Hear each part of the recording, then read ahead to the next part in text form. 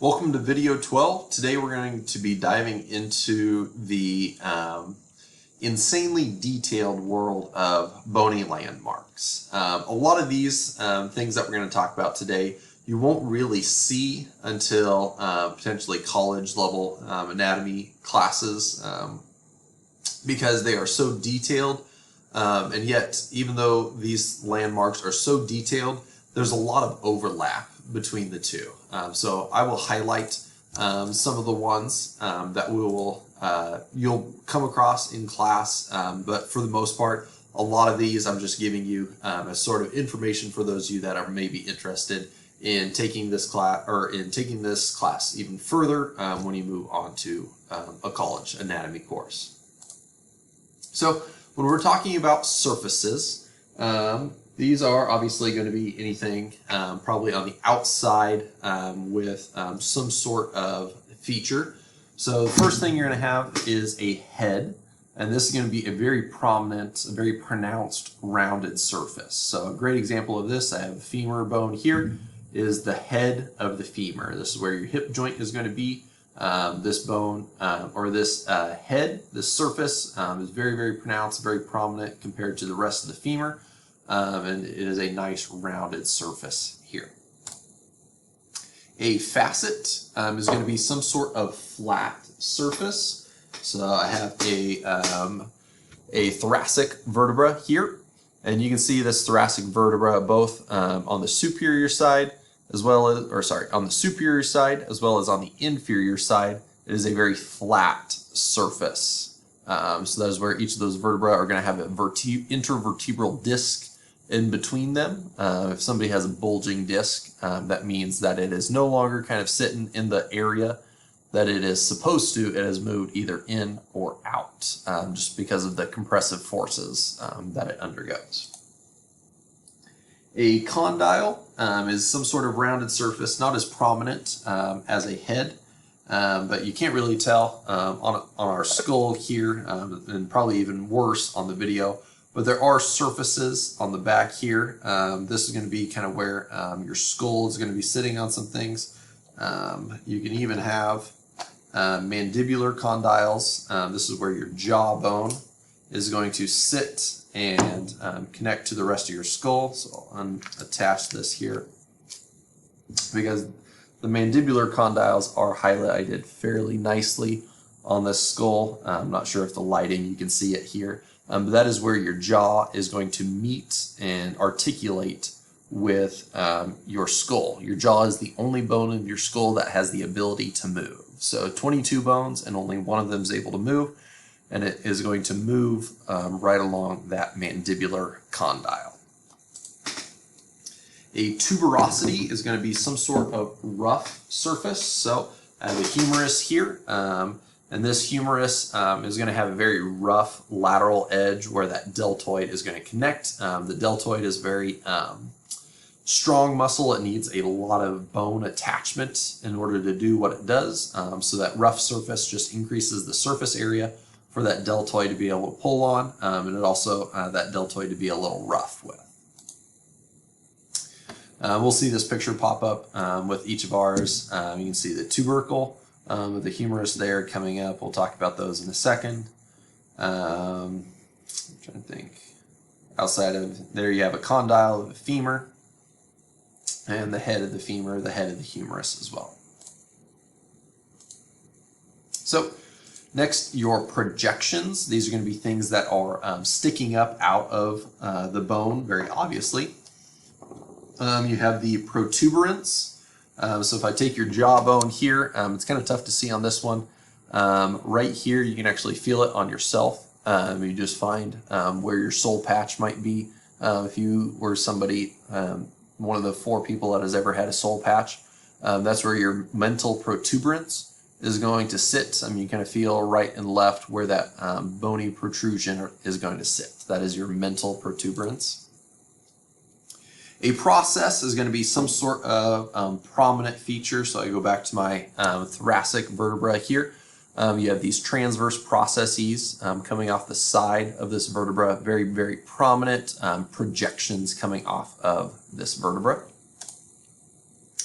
A spine is going to be any sort of sharp ridge, and so I have here, this is a pelvis bone. It's actually, your pelvis is actually made of 3 bones. We'll learn what each of those are. But along here, along your ischium bone, you have a very, very sharp ridge. Not necessarily sharp as in I'm going to cut my finger with, but compared to normal anatomy standards, this is a fairly sharp ridge. So this is the ischial spine. A tubercle, we saw that on the last picture, is a small rounded process. So up on top here, kind of proximal to where our deltoid tuberosity was. A nice small rounded process kind of sticking up from the rest of our humerus here. That is the tubercle of the humerus. A line is going to be any sort of elongated ridge. It's kind of hard to tell. On the skull that I have here, I looked for the temporal line of the parietal bone, and I struggled to find it. It is very fine. I don't know if you're going to be able to see it, but it does run along here. And then the crest is going to be any sort of ridge. It's very similar to a spine, just not quite as sharp. Very obvious example of a crest is our iliac crest. So this is this wide fan. Specifically, the crest is going to be the edge here. That's actually the hip bone that you can feel on your sides. You're actually feeling this iliac crest. Going back to this picture, you can see that iliac crest that we had there. And I don't think there are any new ones outside of the tubercle that we have here. Okay, next are holes and depressions in bones. You're going to have fossa, so the mandibular fossa are going to be any sort of basin. Think of it kind of like a little valley in bones. So your mandibular fossa, mandible is going to be your jawbone. And so we'll have a better chance to look at these in class, but there is a little valley in your bones here that you can't really tell on your own jaw just because you have that masseter muscle sitting on top of it. But there are some valleys in your mandible, and we call fossa. Fovea are going to be small pits. The best example is going to be the fovea capitis, which runs into the head of your femur here. You're going to have an important ligament that's going to run through here, some blood vessels and things like that. That are just going to help tie your femur a little bit tighter to your hip joint. A sulcus is going to be some sort of groove. We'll talk about sulci later when we talk about the brain. The brain is famous for its sulci and gyri, its grooves as well as its mountains. The sigmoid sulcus of the temporal bone, again, the skull is kind of tough with the skull that I have here, but sigmoid just means an S shape, and specifically in the S shape of where the temporal bone is on your skull. Canal is going to be any sort of passage in bone. So, for example, your auditory canal, think auditory is going to be ears, so some sort of passage through the bone. A fissure, a slit through bone, for example, auricular fissure.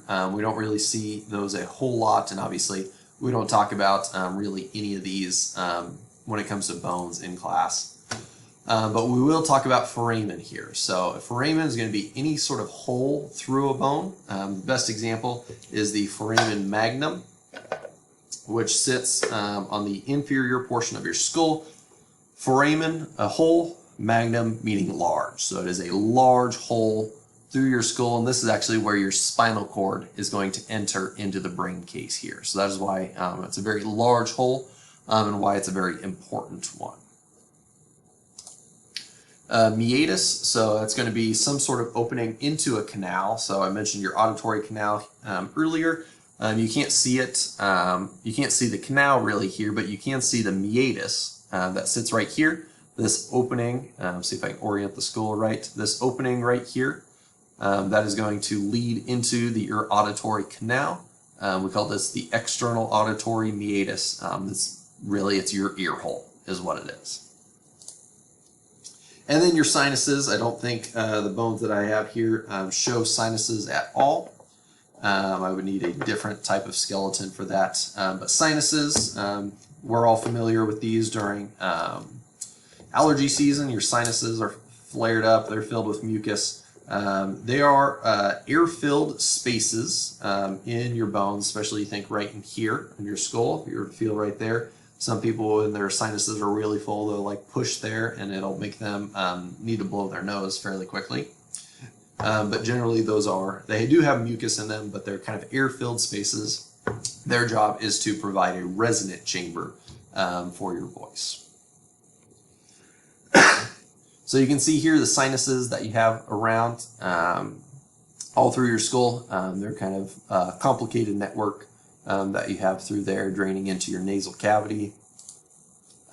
So those are the holes and depressions, and those are a lot of your bony landmarks. Again, only the ones that are underlined are ones that we're going to come across in class. Really, I just wanted to get this out to you as a lot of examples. Like I said, there's some overlap between a lot of these. Some people might see some sort of fossa, some people might see some sort of sulcus.